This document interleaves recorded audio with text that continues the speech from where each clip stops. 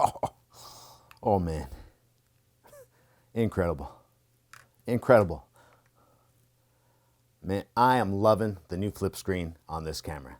I just picked this up probably about 24 hours ago, and all I've been doing is playing with this camera so far, and I've learned a lot already, and it's been pretty amazing so far. So let's take a closer look at the DJI Pocket 3.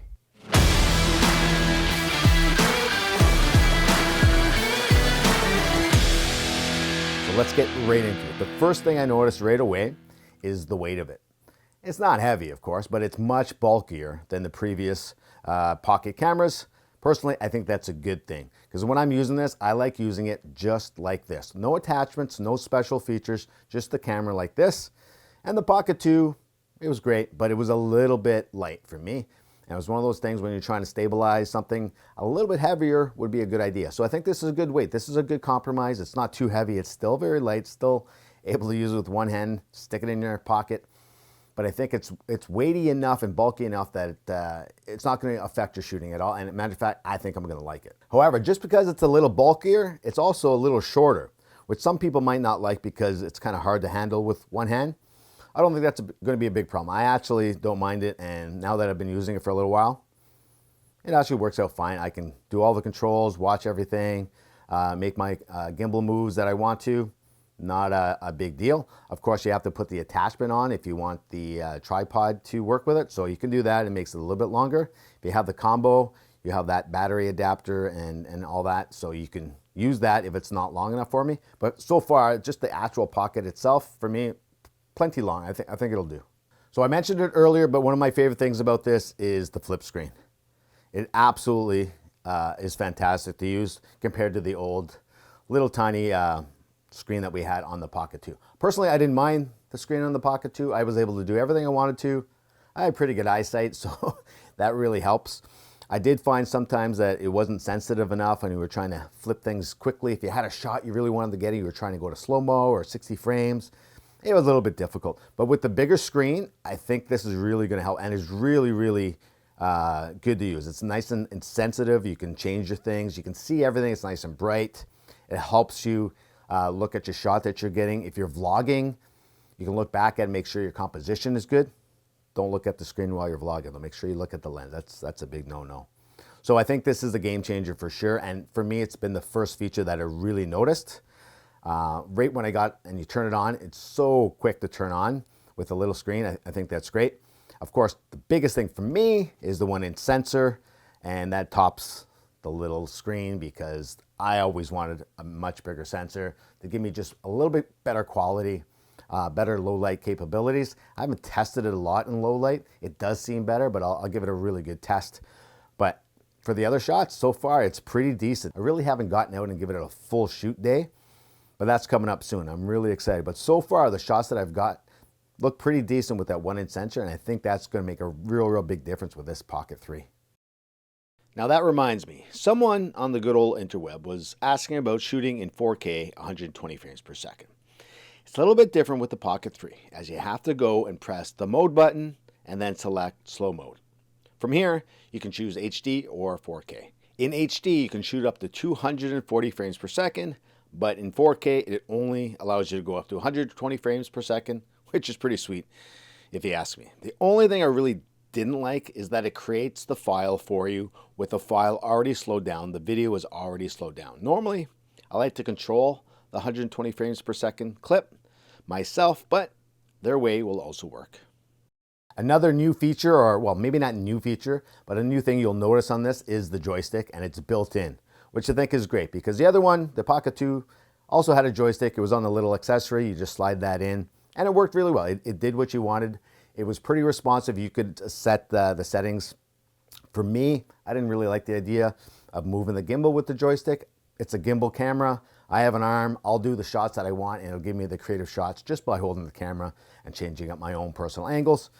You could also use the zoom feature, and some people really like that. However, with a digital zoom, it's not something I'm a big fan of. I really wish it had a better zoom system, but it doesn't. The lens, nothing's moving on this, so you're not going to get a better zoom. So if you had an optical zoom, that would be fantastic. But the fact that it's a digital zoom, I didn't really use it a lot. I don't think I ever actually used it, other than testing the zoom out when I first got the Pocket 2, which I thought was a cool thing. So I like the idea that they put that in the Pocket 2, and I like that the joystick is built in here. You can also do different things with the joystick, which is kind of cool. So it's not just a simple joystick. You can do other features with it and move things around. So that's kind of neat. However, I'm not too sure if I'm going to use the joystick to move the gimbal or do a zoom. I think it's nice to have, and some people will use it. That's great, but for me, I don't think that I'm going to use that very much. So about 6 months ago, I made a video on my Pocket 3 wish list. Top of the list, of course, was a bigger sensor, a 1-inch sensor. That was at the top of the list. And to be honest, the only other thing I really wanted was a removable battery, something that you can exchange batteries so that you can shoot longer, maybe all day or a couple days. Charge the other one while you're waiting and then switch them out, just like most other cameras. Right now I'm shooting on the A6400. Of course, it has removable batteries. Once one's dead, I put a new one in, charge the other ones. Now I wish they last a little bit longer, but that's another story. So we didn't officially get removable batteries with the new camera. However, with the creator combo, you did get the battery adapter.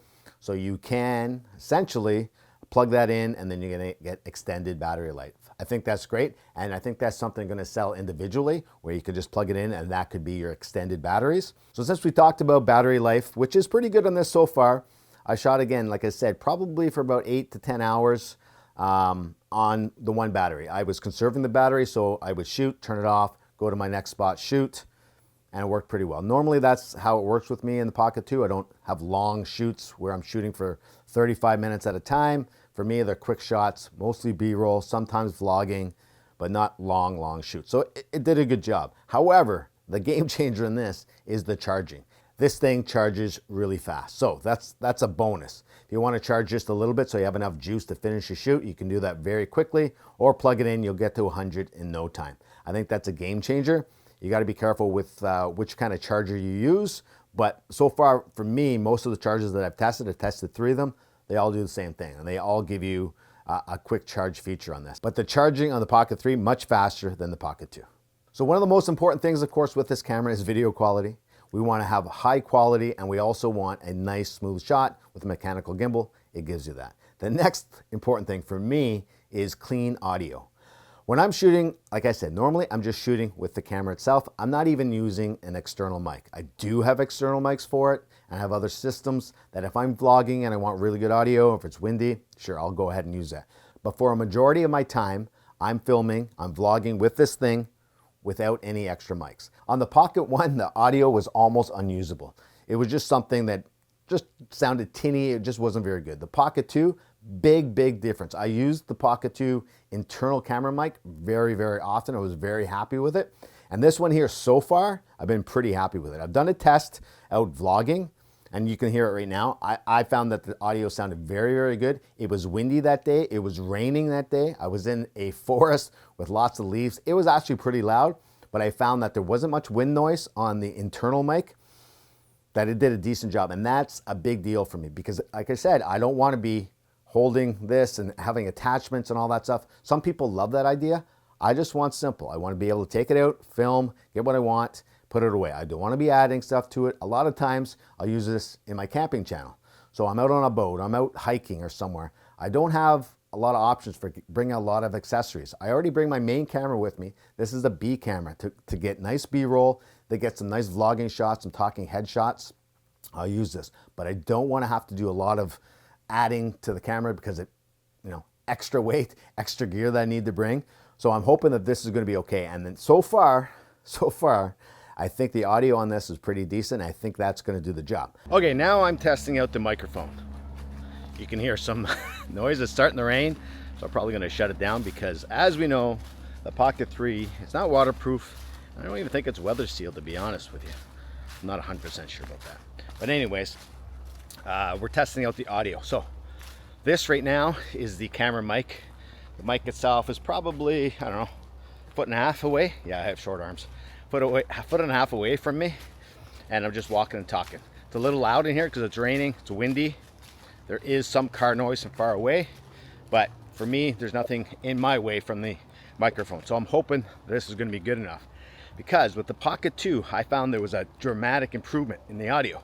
And a lot of times when I was using it, I didn't even put an external microphone on. I just went with what I had. So that's great. So now I have my microphone on. Not the DJI, so I own a separate one that records to an SD card. So let's try that audio and see if that audio is any better. So now I'm talking through this mic. It's raining a little bit heavier, so I'm probably gonna shut her down real soon. But anyways, it gives you a good idea of the sound quality of the internal mic versus an external mic. This is a pretty good external mic, so the sound should be good. And I have no idea what the sound sounds like with the internal mic, but we will find out when I get home, shall we? So when you buy the standard Pocket kit like this, you get the camera, you get a cable, and you get this little adapter. Essentially, it's a piece of plastic with a tripod mount on it. It's a great idea. You need a tripod mount on this camera for sure. For me, like I said, I keep it simple. However, I do attach a small tripod sometimes just so I can hold it out a little bit further. It's just a mini tripod so I can just hold it. I really don't use it as a tripod, but almost like an extender, so that I can hold and get the shot that I want. So you need to be able to set that up, and you need to hook up a tripod to it somehow, or an extension rod. You need to hook it up somehow. So they've come up with this kind of clever idea. It seems a little odd that it's just a simple piece of plastic, and essentially it's a USB-C adapter, so that you plug it into the bottom here, plugs in, clicks in, which is great. I'm hoping it's secure. That's another thing I'm kind of nervous about, because it's very light, so now it changes the weight of this. It doesn't make it much heavier, but the balance is a little off now that you have this. But some people might like the extender so that you can use your whole hand on it and change the settings. That's great. For me, it's not a big deal. I find it a little weird that it's a little bit big.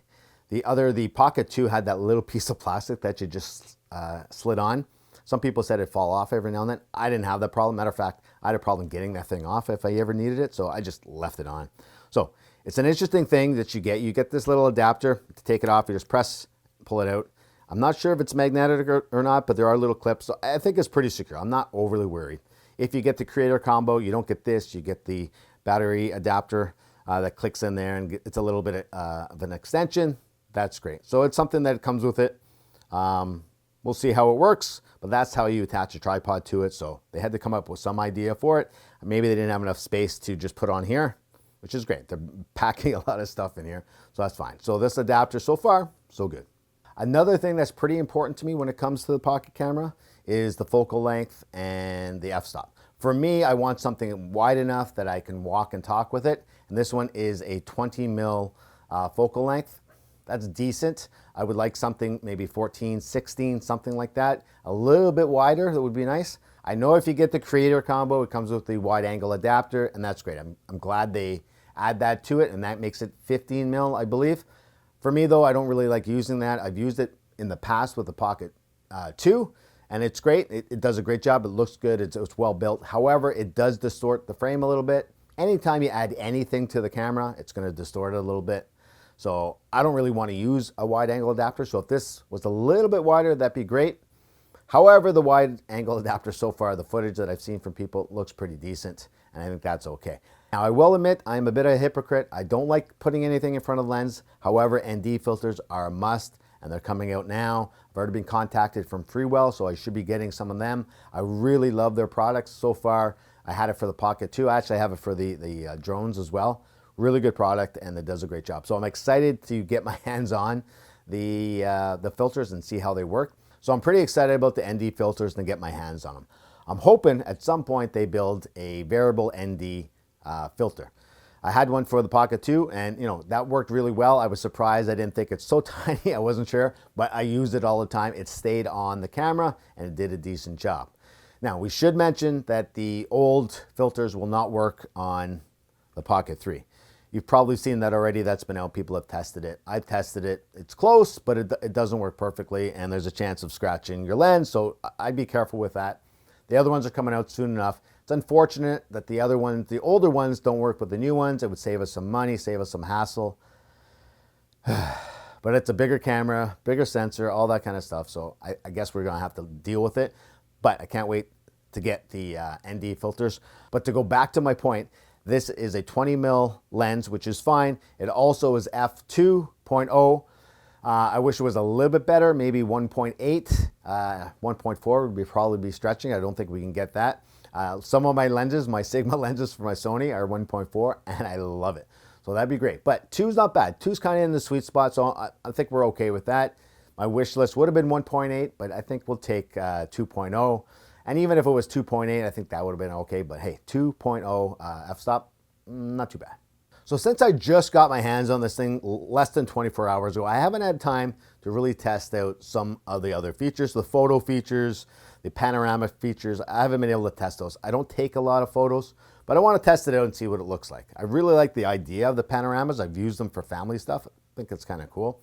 But for me, I really want to test out the time lapse and mainly the motion lapse. I used it all the time with the Pocket 2. It gave me some really nice shots, especially when I was out camping or hiking. Yeah, this beautiful landscape. It works perfectly out there. Very simple. You set it up, let it do its thing, and you just forget about it. Filming other stuff while it's getting your motion lapse, that's awesome. Hyperlapse feature is great too, and they've made it really easy. And especially with this big screen, it should be much easier. For me, the small screen was a little painful to adjust your motion lapse. But you can also use the app if you want, but I don't really like using the app. So I'm going to use the small screen. I'm going to test that out. I'm pretty excited about it. Okay, so that's my first real look deep into the camera right now. I know there's lots of things that I'm either missing or not talking about. I'm not a real big spec guy. You can go somewhere else to find the fine details about the computing power of this little bad boy. But for me, I've talked way too much today, and I really, it's getting to the time, well, actually, I have to carve a pumpkin with the kids, and then I'm taking this out to do some filming at some Halloween areas around here. So I'm pretty excited about that. I want to get out. I absolutely love filming with this, so I'm pretty pumped. So I know you people at home that are really, really passionate about this camera, and that's awesome. If you haven't purchased it yet, I understand it's expensive. It's much more expensive than I thought it was going to be, and it took me a little while. I was like, am I going to get this thing? I use it often enough. I use it for work. I use it for my YouTube stuff. I use it for my hiking and camping stuff. So I use it a lot. Eventually, I was going to get it. So I decided, let's just get it now. So if you haven't purchased and it's because of the price, hey, don't feel bad. I get it. It is really expensive. Hopefully, maybe the price comes down. Probably not. But hopefully, you get to purchase it in the future. Christmas is coming up, maybe something like that. That'd be great because I think you're really going to enjoy this. If you already bought the camera, what are some of the features that you really like about it? And what are some of the things that, you know, maybe they missed the boat and they need to fix with a firmware, or maybe the next version, the Pocket 4. I'm sure we're all thinking of the Pocket 4 at this point. How sad is that? Anyways, I spoke too much. I got to go carve a pumpkin. The kids are yelling at me. So thanks for watching, and we will see you